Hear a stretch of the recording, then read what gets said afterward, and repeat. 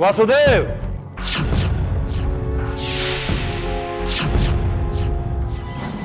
ये छंदक है। छंदक? हाँ, छंदक, अचूक हथियार, शब्द भेदी मृत्यु।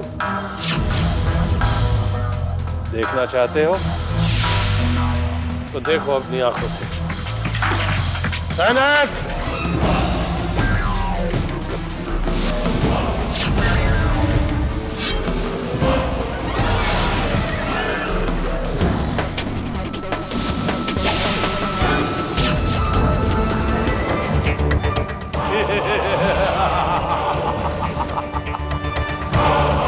वासुदेव, छंदक गोकुल जा रहा है। तनिक विचार करो वसुदेव। गोकुल में कदम का पेड़, पेड़ की डाली, डाली पर बैठा कृष्ण, कृष्ण के हाथों में बांसुरी, बांसुरी से निकले शब्द।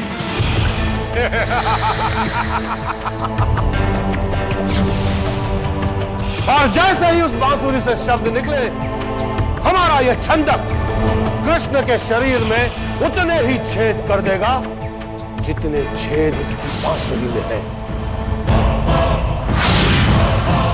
कंस, तुम सूर्य को फूंक मारकर बुझाने का व्यर्थ प्रयत्न कर रहे हो।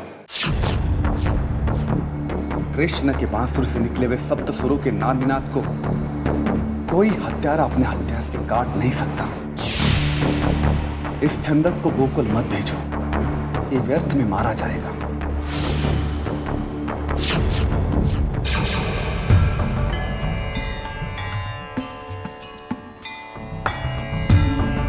अरे शुभा, आज अकेली? तुम्हारी छोटी बहन रमा नहीं आई? वो रसोई में माँ की सहायता करा रही है। रुको शुभा।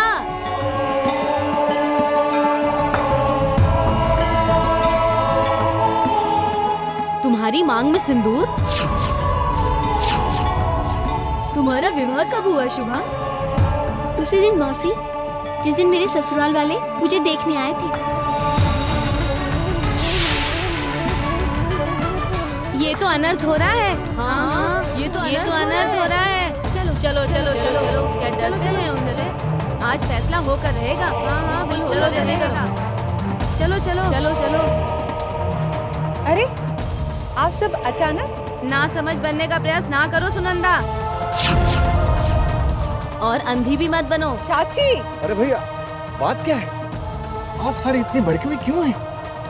पंत जी, आपकी पुत्री शुभा सारा गांव दूषित कर रही है।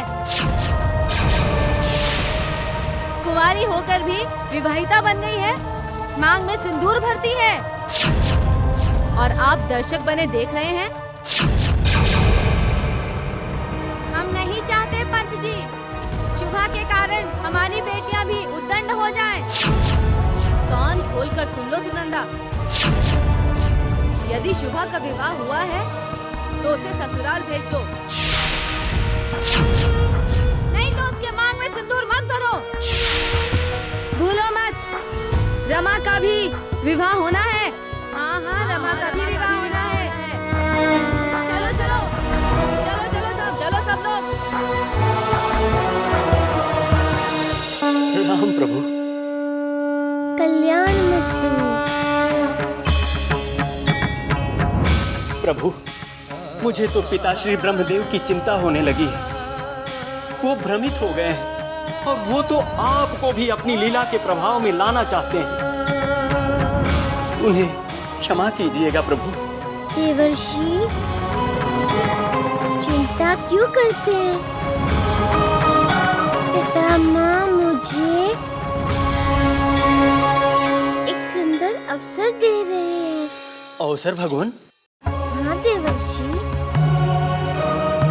गोकुल की गोपियाँ चाहती हैं कि मैं उनके घर में उनके साथ निवास करूं, उन्हें लाड़ प्यार और ममता करने का अवसर प्रदान करूं। परंतु प्रभु, देवर्षि पितामह ब्रह्मदेव जब अपनी माया रचाएंगे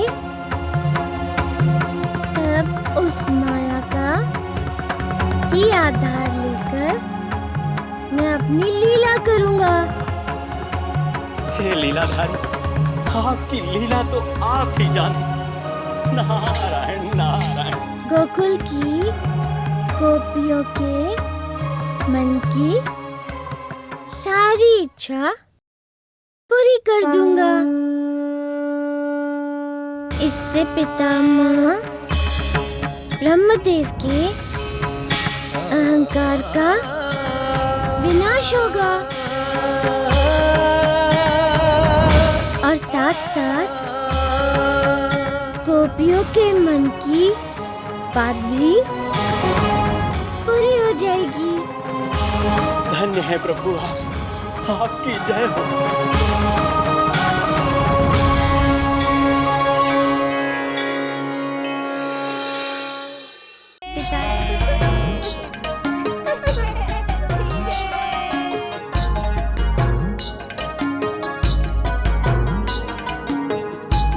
अरे देखो तो ये कान्हा अब कौन सी नई लीला कर रहा है। हाँ, आंखें बंद करके चल रहा है। नंदराय जी और नंदरानी जी को जाके बताना पड़ेगा कि उनका कान्हा अब कोई नई लीला कर रहा है।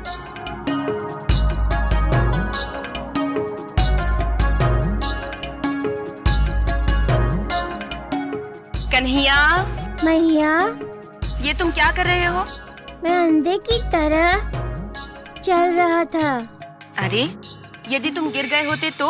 मैया, जिन्हें दिखाई नहीं देता क्या वो गिर जाते हैं? उनकी सहायता तो भगवान करते हैं। तो मैया, मेरी सहायता भी भगवान कर रहे हैं। मैया, मुझे तो भगवान दिखाई नहीं दे रहे। इसलिए कान्हा, क्योंकि तुमने अपनी आंखें बंद कर रखी हैं।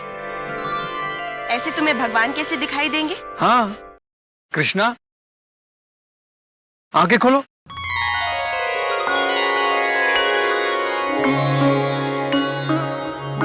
क्या कर रहे थे तुम? कान्हा, तुम दादी माँ की नकल कर रहे थे? नहीं मैया, दादी माँ की नहीं,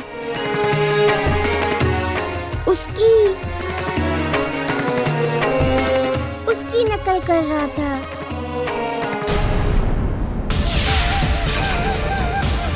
वो मामा जी का सेवक है। कान्हा, तुम किसकी बातें कर रहे हो? उसकी नहीं मैया, इनकी।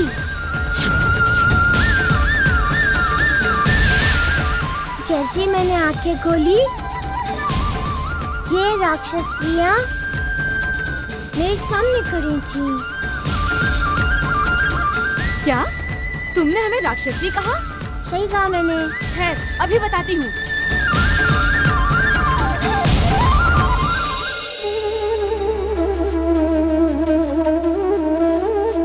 क्या देख रही हो माँ?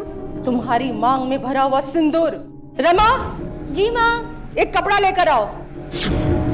मुझे तुम्हारी दीदी की मांग का सिंदूर पोंछना है। रुक जाओ रमा, कहीं जाने की कोई आवश्यकता नहीं है।